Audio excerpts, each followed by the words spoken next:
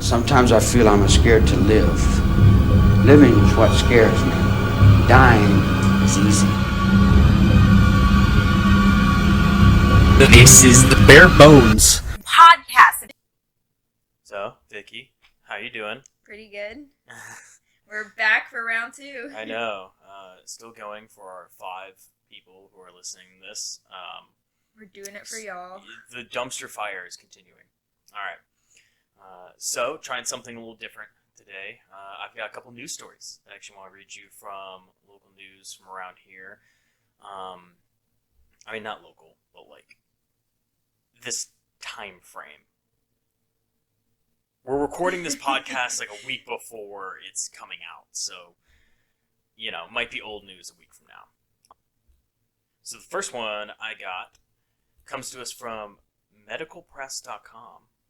Oh, sorry, medicalexpress.com. It's like an X and then press. Do you get it? Of course. It says, and this is kind of a happy story, low doses of laughing gas could be fast, effective treatment for severe depression.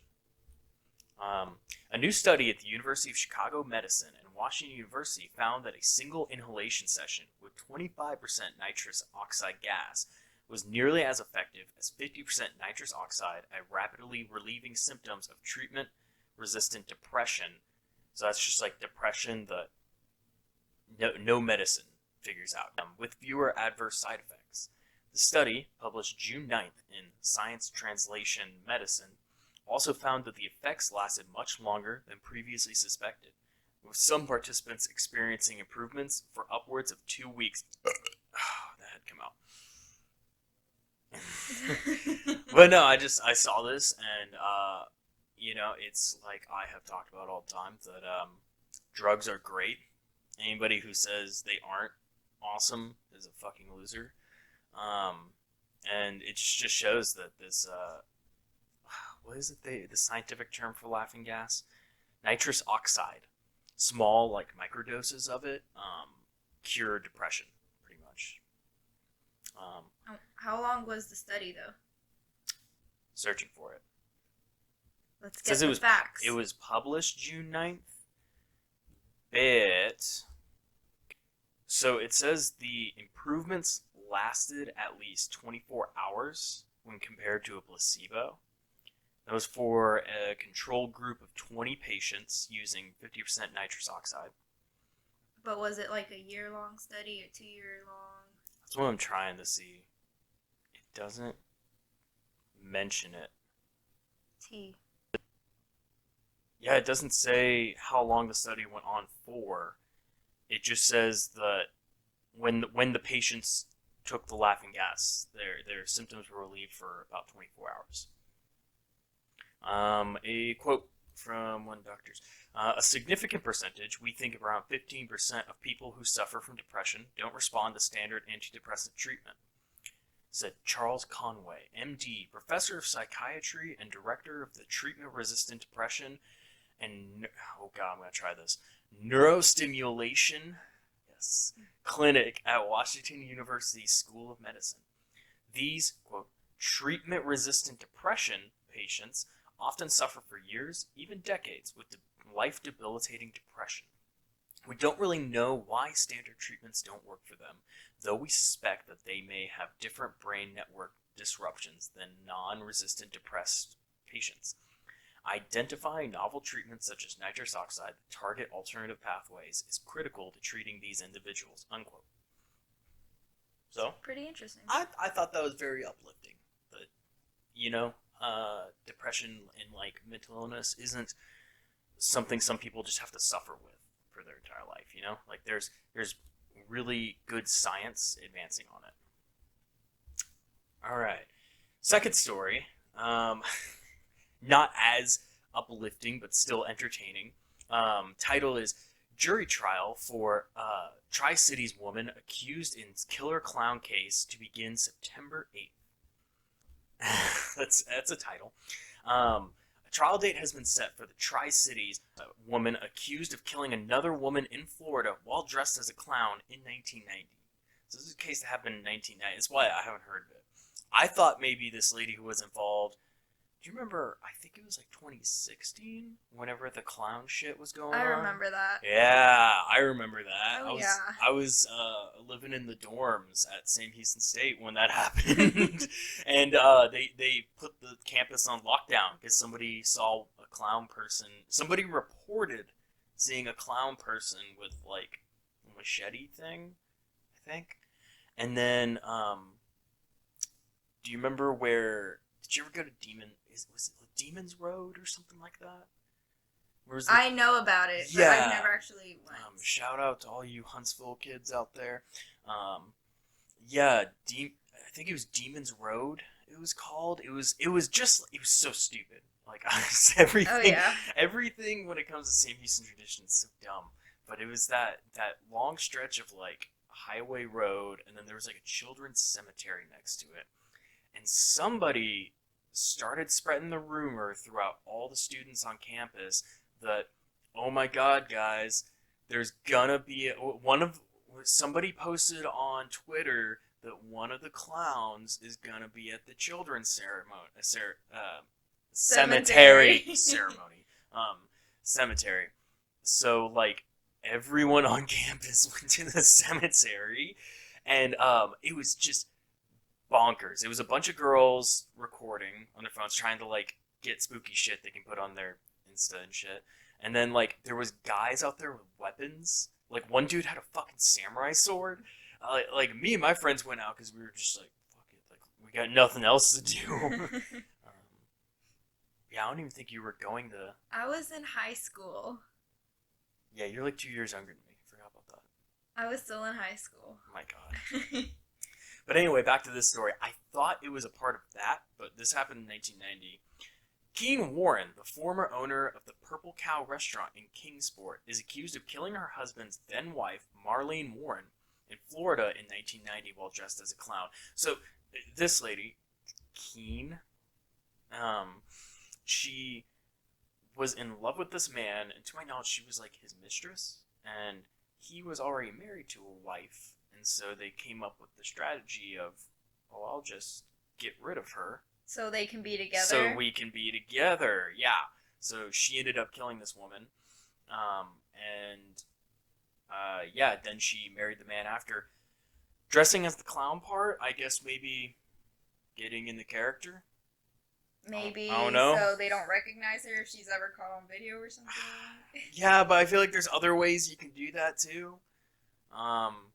Keen Warren had been investigated in the case for years before her 2017 arrest. So that's why, like, it's happening. The trial's happening now, is because she was actually supposed to have a hearing, I believe, last year, but because of this little thing called COVID, it got pushed off to this year.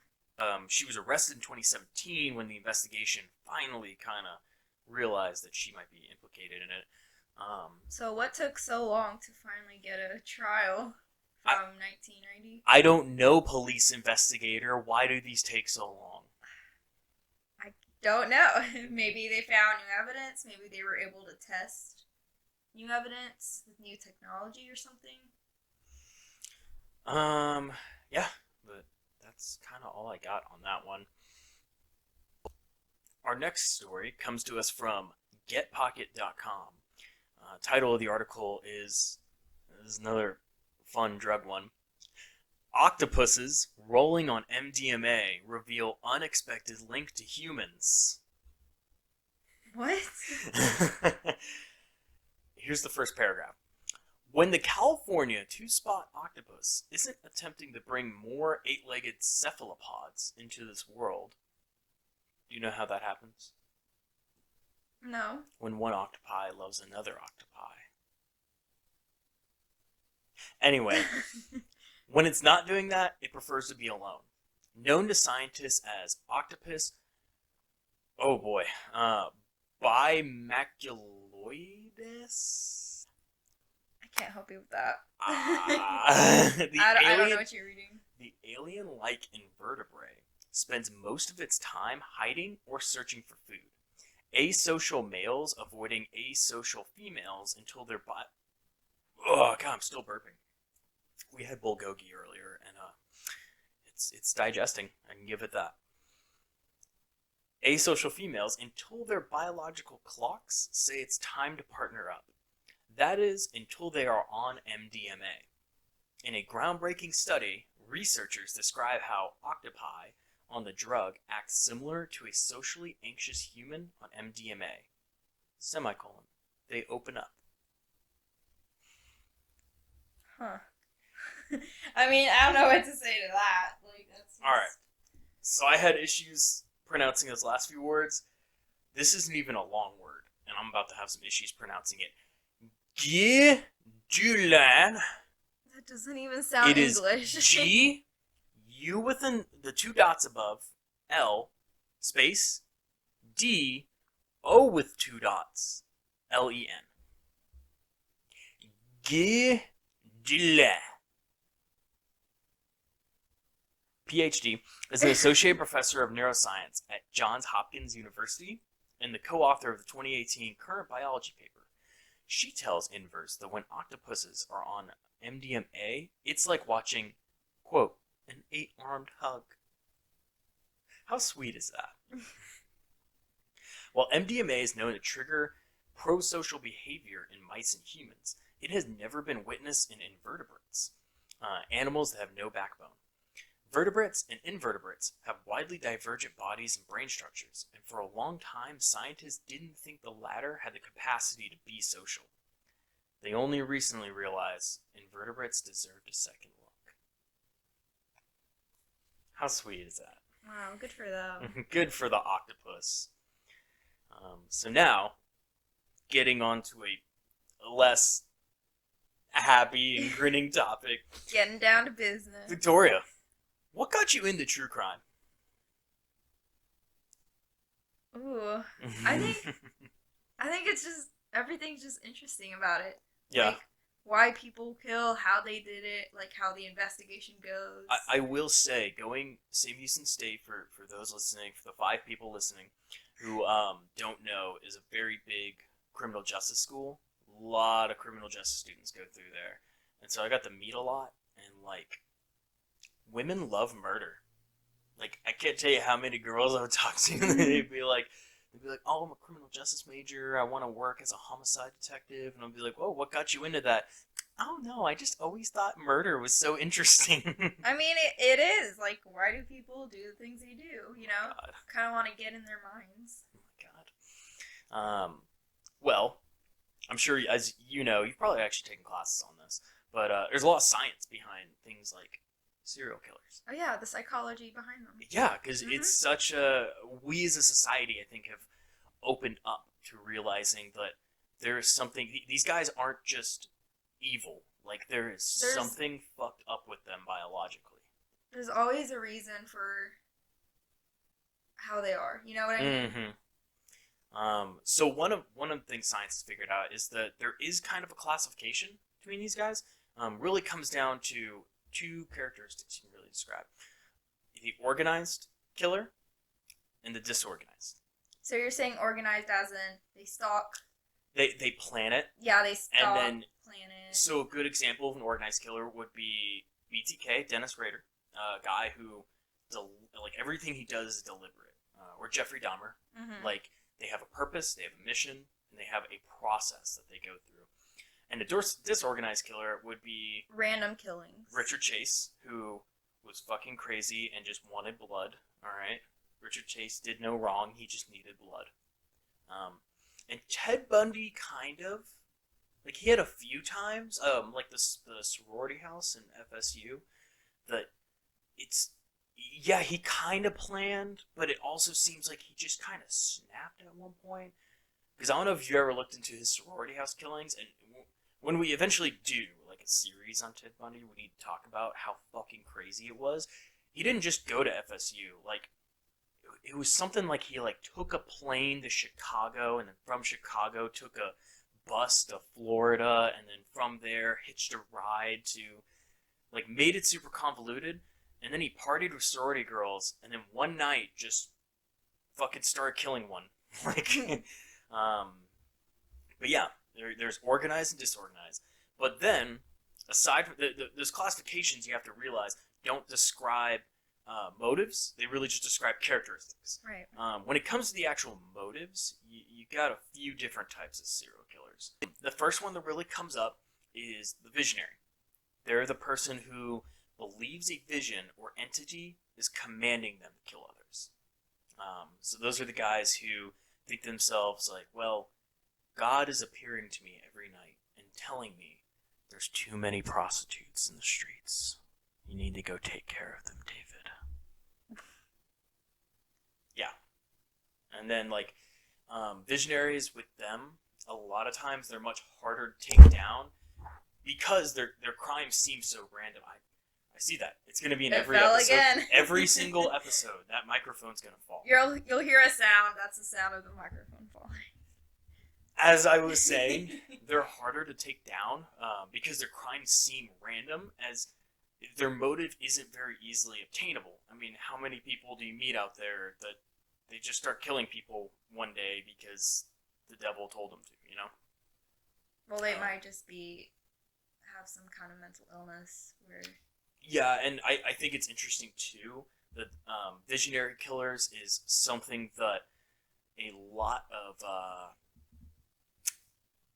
of people will try and claim that they are in order to claim insanity. Insanity defense, yeah. Like the Parkland shooter in that video we watched, whenever he's like, oh, well, the demons made me do it. He pretends to act crazy like he has, some mental illness, whatever. And real, insanity killers, they're total chads, alright? They own up and they're like, no, I fucking killed him, bro. Because they don't have any remorse, Yeah, like that one guy in what was that YouTube page called? JCS?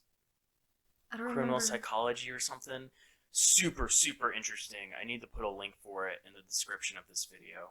But he's got that video where he shows the one guy who is actually legitimately insane. He was just straightforward saying it. Oh yeah, super calm, and he's like, yes, yeah, I killed him. And then whenever the cop's like, why'd you kill him? He's like confused. It's like, why? Like, what do you mean? Yeah, like I killed him.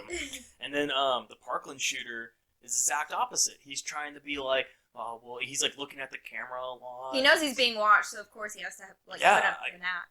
Yeah, but I find that interesting. Like, a lot of people pretend to be visionary killers. Onwards to the second one, mission-oriented. So, mission-oriented killers, they usually kill in order to get rid of a certain group. This is where a lot of your, killing prostitutes. And keep in mind too, when it comes to these types of killers, they can overlap very easily. Mm-hmm. So, like, you can have a visionary killer who believes God is telling him to kill all the prostitutes. Yeah, right. To cleanse the earth. This is also where, like, you could have a killer that he is gay deep down, and he is so in denial of it, he kills gay men. Like, that's what, I think John Wayne Gacy was kind of like that.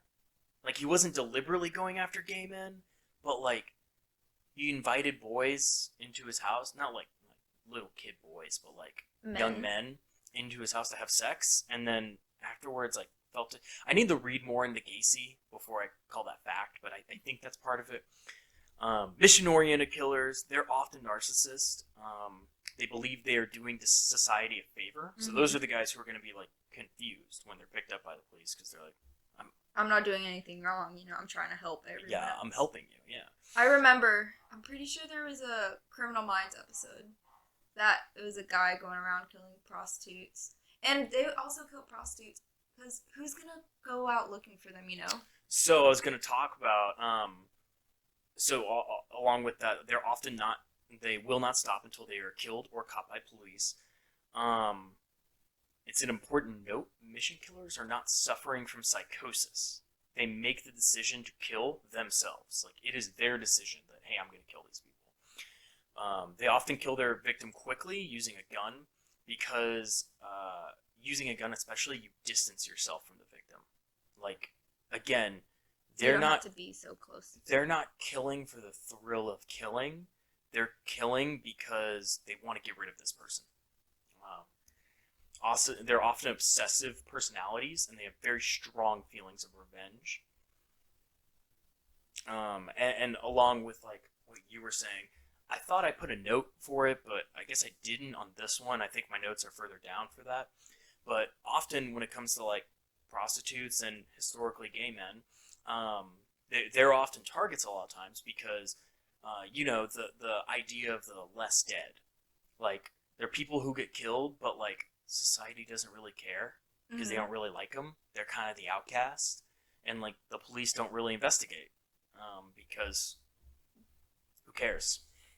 Prostitutes get killed all the time. Our next type of serial killer is the hedonistic, commits his acts for his own pleasure. This one gets split up into a couple different subgroups that I think are interesting. So number one subgroup is the lust killer. They usually rape, mutilate, and kill for pleasure.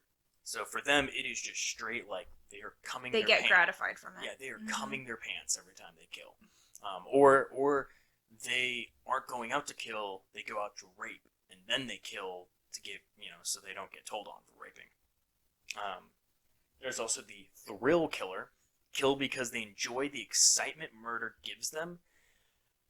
So, like, there have been killers before, I know, who, like Henry Lee Lucas, who claimed he could only orgasm from, like, dead bodies. So, I don't know, you could argue lust killer and thrill killer kind of overlap on that, Like, if I can see why. If it's sexual and if the killing is sexual in nature, yeah, I think you could argue that. And then the one I think is the most interesting is the comfort killer. They kill for material gain, and like. What do you mean material gain? Most often, comfort killers are female serial killers. They kill their husbands so that they can take their wealth. Their life insurance. Yeah, stuff like that. I think that's so interesting. What I think is the most interesting is that statistically, far more women are comfort killers than men. And specifically with that aspect. Like, female serial killers there's not a lot of female serial killers. But there aren't, but the ones that are around, like, that's what they lean towards. Like, they don't kill for the thrill, they kill because they have a reason. They're getting something out of it. And I think that's so interesting. I think maybe if you were to really dig into it, that kind of shines a spotlight on some aspect of our culture. Toxic masculinity? I don't know if that's a thing, but I think we need to do that's above my pay grade. We should do an episode on research between men and women's serial killers. I think that'd be interesting. It would be really interesting. I like getting into, like, the whole sciencey part, like... You write me a script, we'll record it, and I'll edit it. Guess I'm doing research. Oh, babe, come at me with a script, and I'm down for it. Patreon goal. For the 5 people who listen to this. Hey, maybe 6, okay? Now, our next and final one, I also think is very interesting. This is our final type of serial killer. The power/control killer. They usually fantasize about having power and seeks to dominate and control his victims. They are often men. They often kill because they feel weak and powerless in normal life. These men also, interesting enough, often have erectile dysfunction. Maybe that's the cause why they, like, let's say they only kill women because they can, like, have power over them. You know what I mean? Like, ladies who are listening to this right now, make no mistake. If a man tries to do it with you, and his penis doesn't work, he will kill you. Like, he will kill you. That is what my research has shown me. That's kind of a little far. Men are so attached to their penis, they would rather see your blood than not get horny. Get your pepper sprays, girls. Get those handguns in your purse. So this is what I was talking about early on. Why do killers go after the victims they do? And it's like I was talking about that less dead aspect. That some people, society just doesn't give a fuck if they go missing. Because who's gonna go out looking for a prostitute? It's like, who's keeping track of them? And like I was saying, especially back in like the 60s, 70s, a bunch of like let's say you got rumors swirling around that Jeff down the street is a closeted homosexual, and then he goes into some guy's house and disappears. Everybody's just gonna go, oh, that's what he gets for being a gay. A lot of people had that with gay people a long time ago. Honestly, not that long ago. It's kind of gross. I'll get off my soapbox, okay? Society's all fucked up. But yeah, society doesn't miss them, and cops don't look for them. Prostitutes especially. That's why so many prostitutes. Well, a lot of prostitutes, they either run away from home or they go into prostitution so they can get money for their drug habits. Yeah. So a lot of them that do run away from home, like their family might not be looking for them. Yeah. So they might not put out like missing person. That's a thing too. They don't really have any close family to put out that missing person. Mm-hmm. Or the family's like, you've been doing drugs, get out of the house, whatever. Yeah. And so this also brings us to what I also think is really interesting in the actual like science, the psychology of serial killers. You've heard of the McDonald triad, I'm guessing? Right. I think it's really interesting, somebody trying to like... I don't think it totally pertains to everything when it comes to killers and the reasons why they do stuff, but like, it's a pretty good umbrella, First one in the McDonald triad is... God, I am struggling with words today. Enuresis? It's the unintentional bedwetting during sleep. Persistent around age 5. It's believed that the child, being embarrassed of the incident, uses violent means as an outlet for frustration. So that's why they always associate bedwetting with serial killers. That kids do it, and then parents shame them, and it's a common thing, I guess. Mm-hmm. How many times have you beat the bed? I mean, when I was a kid... Be honest. Yeah, I did it when I was a kid. Yeah? Listen, I have times as an adult, I have those dreams where I have a really nice pee, and then my eyes open and I realize that was just a dream. Oh my god, get to the bathroom now. Side note, how many times have you shit your pants as an adult? None. How about you? We'll continue. You don't have to say anything. 2 times. Plead the fifth. Both times I was deathly sick. Like, I mean, if horribly sick. Then yeah, but... One time I was in my bed. I was like 16. Not this bed. But I was like 16. And I was running... I think I had food poisoning. Actually, I think the second time was food poisoning too. So I had like food poisoning. And I was like running a horrible fever. And I woke up and... was like, man, really gotta fart. And that's how it always starts off. And it was not a fart. I was like, oh no, and just ran to the bathroom. The second time was while I was in the field during Army days. And we got some not good water. Oh, yeah. Really just... You couldn't even control it. It wasn't even a fart thing. It was just... You felt a gurgle, and you just were like, it's happening. Everyone was just slogging their pants. How about we have a separate episode where we just... Talk about shitting pants? No, just talk about ourselves in general, Introduce ourselves. you know. I don't want people to know me. Then they're going to stop listening. So the second part of the McDonald triad, arson. Arson in vandalism, they're typically used as an early means of releasing fear or anger by the child. I mean, makes sense. If they're wanting to get some anger out, then yeah, they just go fucking light shit on fire, break things. I do that now. I mean, also fires, it kind of, I want to say psychopaths, they do things, where they either build fires, abuse animals. That's the McDonald triad. Because the third one is cruelty to animals. Mm-hmm. It's just a further escalation of the child trying to express frustration. It's usually a rehearsal for human victims. It starts off with the animals, and then they want something bigger. Mm-hmm. And it all goes back to they have something in their life that they are angry about, and they are just trying to express their anger about it, which again, I don't think that applies for every killer out there. Like, I think there's some that don't fall under that, and like we would be really wrong to try and force them under that. But it covers a pretty good amount. Mm-hmm. So this also goes into my final question. Who do you think is the most interesting serial killer, and why? There's a lot of good ones out there. Yes. Jeez. It's a hard one.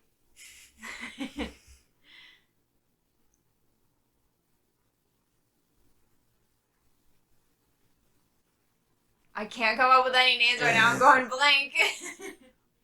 I've listened to like a lot of stories from Crime Junkie that there's been some really crazy people. I don't remember their names, but like I've heard like stories that are very interesting.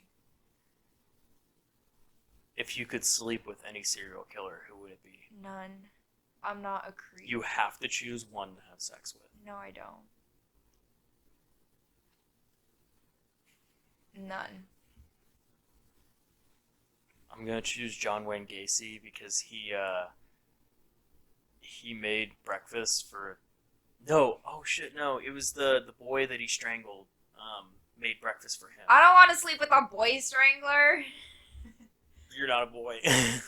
But still. That's the thing too. Half these guys are like gay, so like they wouldn't even be into you. Then why would I sleep with them? Dahmer just wanted a sex slave zombie thing to serve him. There was the one crazy story with you ever heard it, where one of the, because he had a bunch of, what were they, like Thai boys that he would capture, and like he literally was like cutting holes in their head and pouring acid into their brain because he wanted to turn them into zombies that would be his sex slave. I would just kill them. Which you can just, give me food and money and I'll be your sex slave. Like, fuck, dude. Yeah, so like one of these boys, you're gonna get kidnapped.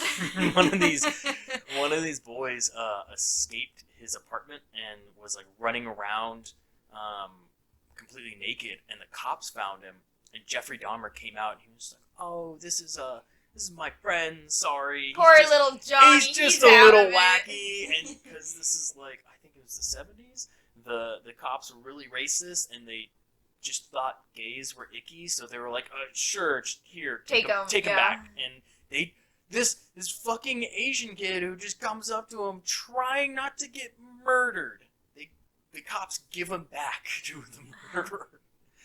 Yeah, God, all cops are bastards. Fuck. Who's your favorite serial killer? Who's the most interesting to read about? You're just like, man, this person, I just want to get in their head. I feel like there's multiple ones, it's like, because they're all different, you know what I mean? Mm-hmm. So it's like, it's hard. Ted Bundy, I also think is interesting, because, like, we just talked about that McDonald triad, and he didn't really seem like in his past, he had a lot of, like, you can't really pinpoint a moment and be like, that's when he went crazy. Like, he just kind of was born that way. I mean, it's also the big debate is nature versus nurture. At least, like, Henry Lee Lucas, like, you can look at his past was super fucked up. Like, you can look in his past and go, yeah, of course he ended up being a serial killer. Like, that kid, he's gonna grow up to kill people. Yeah, he had, like, the head injury, he had a fucked up household, like, yeah.